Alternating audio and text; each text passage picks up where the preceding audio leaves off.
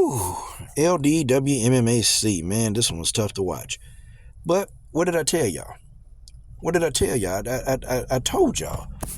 Folks, I verbatimly told you guys what was going to happen in this fight. I told y'all. The only thing I didn't get right was the submission in round 2. I thought the fight would go to distance, but basically, every single solitary thing that I said that was going to happen in this fight, it pretty much did. First of all, Juliana Pena, I think she understood what she was up against.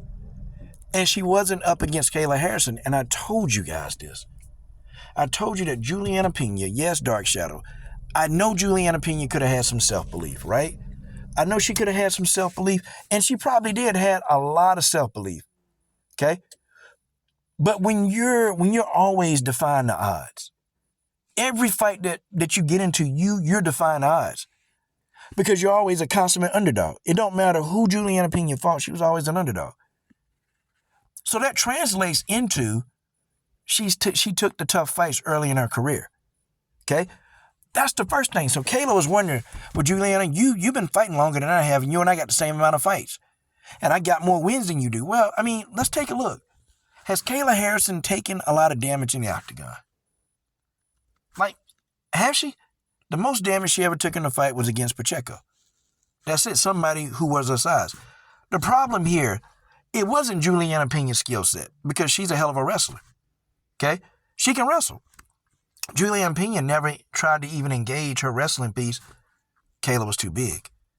Folks, Juliana Pena, you remember she told the story when she was working in a restaurant and she tried to square up with a man, a 6'5" man. She tried to square up with him.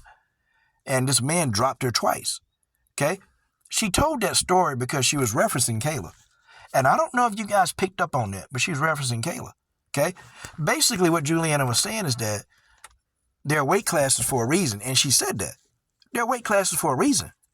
So if I'm fighting somebody who, they're in a different weight class, well, the size does matter. And that's what Juliana Pena said. When she said that, I already knew now. I knew what was going on. Okay? Juliana Pena had doubts in this fight. And it wasn't that she didn't think she could win. It's just the size advantage of Kayla Harrison, coming from 2 weight classes, y'all.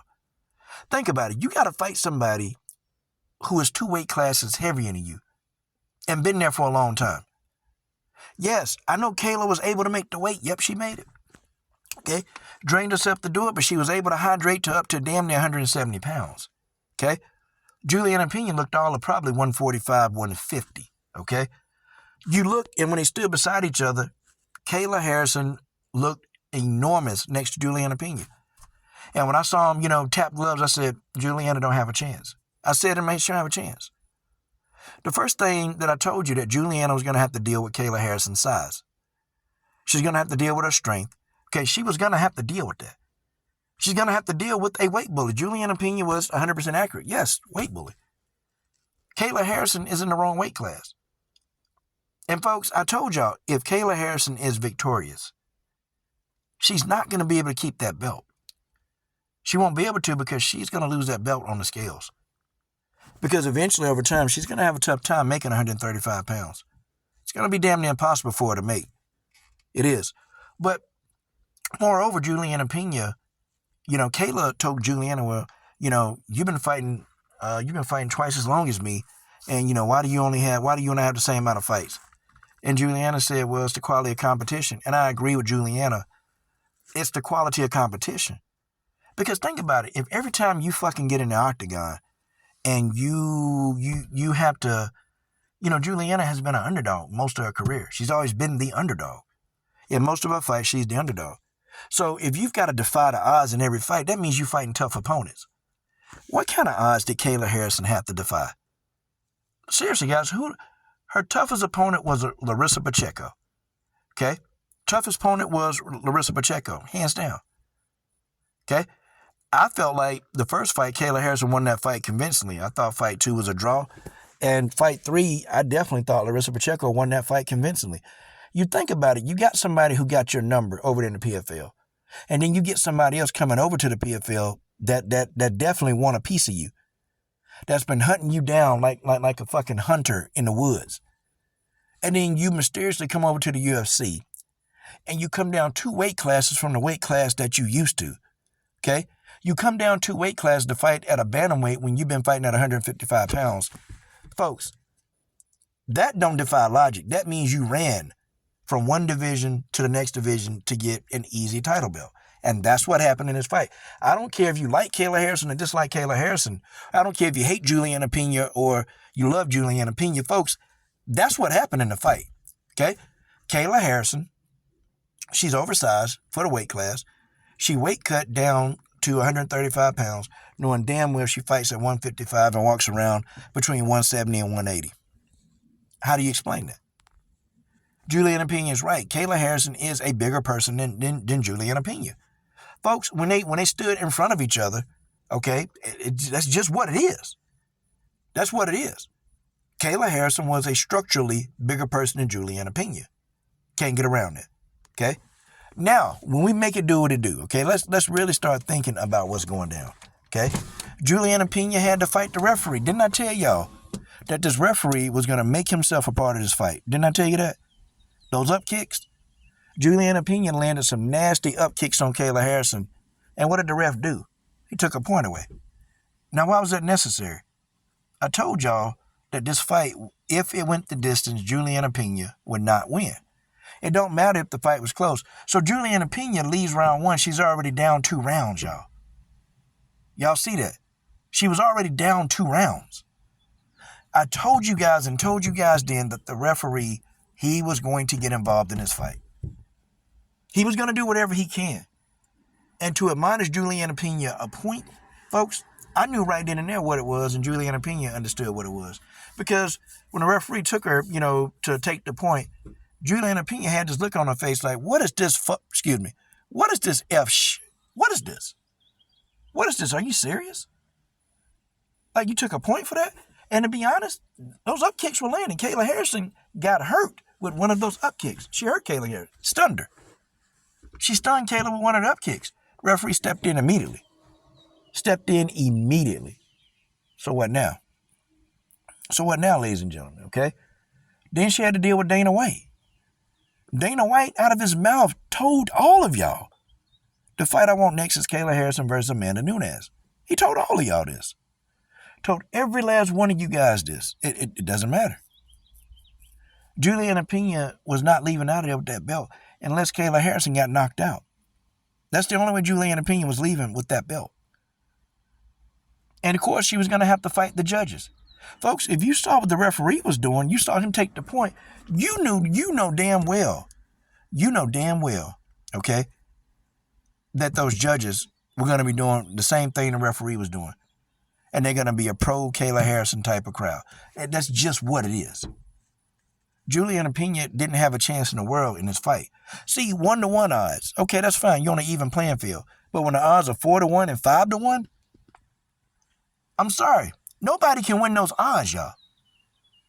At least if Juliana Pena had to cut weight, if she had to cut that much weight to get to the weight class, I would have given her a chance. If Juliana Pena walked around at 170, 180 pounds, I would have given her a chance.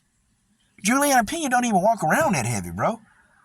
Like, she walk around damn near 145, 150 pounds. What she walk around at? Did you really think that she was going to, did y'all really think that size differential wasn't going to play a role? Juliana Pena already knew because she told y'all about size. When she talked about the guy in the bar who dropped her twice, she talked about size and their weight classes for a reason. Juliana Pena, to me, never wanted this fight, but she took the fight anyway because that's who she is. She never wanted to fight. She understood that she was at a huge disadvantage. See, Kayla Harrison has been a fighter her whole career where she's always had the advantages. In the PFL, they gave her the advantages. And if you don't believe me, okay, what happened when Sarah Kaufman beat Morgan Freer, right? Y'all remember Kayla Harrison fought her first opponent and Kayla Harrison didn't knock the person out? Kayla went the distance and got like 3 points. And I hope I'm saying it right, but I am saying the points right. Kayla only got 3 points, okay? Sarah Kaufman went in and stopped Morgan Freer. You know what the PFL did? Instead of giving Kayla Harrison a fresh opponent that won, they gave Kayla Harrison an opponent The same opponent that got beat by Sarah Kaufman. She got the exact same opponent that got beat by Sarah Kaufman. Who arranges that? Knowing damn well Kayla Harrison would stop Morgan Freer, and that's what she did. She got the 6 points, and Kayla Harrison was able to take the lead in the PFL $1 million tournament. How do you explain that, ladies and gentlemen? How do you explain it? Kayla Harrison has had all the advantages in her MMA career. She's had them all. I mean, matching her against strikers like Jenna Fabian, my girl Josette Cotton, matching them against these people, they don't have any kind of ground game. They don't have any ground game. They don't have any ground game where they can deal with Kayla on the ground. But isn't it something, though? Isn't it something when she fought Marina Mahatnikina, and Marina Mahatnikina gave her a run for her money? They wouldn't even rematch Marina. And Marina wanted that rematch with Kayla. They didn't want that smoke because Marina Mahatnikina was too damn dangerous. She's a freaking Sambo champion. Kayla Harrison ain't want no more of that. And then they fought Pacheco. And she fought Pacheco twice. And after she fought Pacheco the second time, Kayla didn't even want to fight her third time. Because Pacheco was so close in the second fight. And I thought the second fight was a draw. Kayla Harrison didn't want that fight the third time, but the PFL, they convinced Kayla and offered Kayla a ass ton of money. Okay, well, she had to fight in the tournament. But Kayla Harrison did not want to face Pacheco. She didn't. They paid Kayla an ass ton of money to face Pacheco. Because, Kayla was calling the shots. Kayla Hype Drop Harrison was calling the shots in the PFL. And y'all know damn well, folks, if she didn't want to fight Pacheco, she wouldn't have fought her. But they paid Kayla. Kayla, even though she was the loser in that damn PFL tournament, do y'all know that Kayla made more money than Pacheco to fight Pacheco? Did y'all know that? Kayla made more money than Pacheco in that fight. That's crazy. Talk about having things your way. Talk about having your privilege and eating it too. And then, moreover, she ran. I don't care what anybody say. Kayla Harrison ran to the UFC. She wanted no parts of Chris Cyborg. Like it or don't like it, folks, that's the truth. How can you argue that? If she wanted Chris Cyborg, she'd have stayed in the PFL. And don't say it was a money issue, because the PFL, they were prepared to give Kayla what she wanted financially. So it wasn't an issue with money. It's an issue with Kayla Harrison don't want to feel what it's like to lose again. And that's just what it is. I mean, she won the fight. Yes, she won this fight, but come on, y'all. Seriously. Do y'all really believe that if that was Amanda Nunes or Chris Cyborg, let's say if Amanda Nunes never took any time off, let's say if Chris Cyborg somehow was able to stay in the UFC, let's say if Chris Cyborg could fight her, do you really believe that she would walk through those two like that? Folks, I doubt it. I doubt it. And I told y'all the story where Amanda Nunes beat Kayla up in sparring. So Amanda, she already understands Kayla's style. She sparred with her for over 3 years. Amanda sparred with Kayla for damn near 3 years. They know each other's style. This is not something that Amanda don't even know. She don't know how to fight. Amanda understands how to fight Kayla. The story is true that she beat the hell out of Kayla in sparring, and she had Kayla Harrison crying in sparring. She beat up Kayla, and Kayla started crying. But guys, I do feel kind of bad for Juliana Pena. I do, because the deck was stacked against her, and I know she's a fighter, and I know she's going to be a dog. But this is one of those things. It was just a no-win situation. When you got Daddy Warbucks, Dana White, when you got him like right there pretty much saying, I don't want to see a trilogy with you and Nunes. Hell no. I don't want to see a trilogy. And I guarantee you they would have done everything they could to get that belt from Juliana. They would have done everything they can to take that belt from Juliana. Juliana's not going to be the champ long, folks. She just wasn't. And unfortunately for Juliana Pena, this is it for her. Okay? I don't think she'll ever become the champ again. I don't think that she's going to even get that opportunity again. I just don't. So what does Juliana Pena do from here? Does she retire? I mean, I don't know. And one thing, too, that I had on Juliana Pena, I said that she left, her old trainer, Rick Little. And me personally, I thought Rick Little had her the most prepared for her fights, if you're asking me. I just didn't see that Rick Little fighter in the octagon. I didn't see the aggressive mauler. Like Juliana Pena used to didn't care, man. She would come forward and she would, put her hands on you, take you down, and try to maul you. I didn't see the Rick Little fighter. I saw a fighter that wrestles that was trying to box. That's what I saw in the octagon. Like Juliana trying to box. No, it's not your strong point.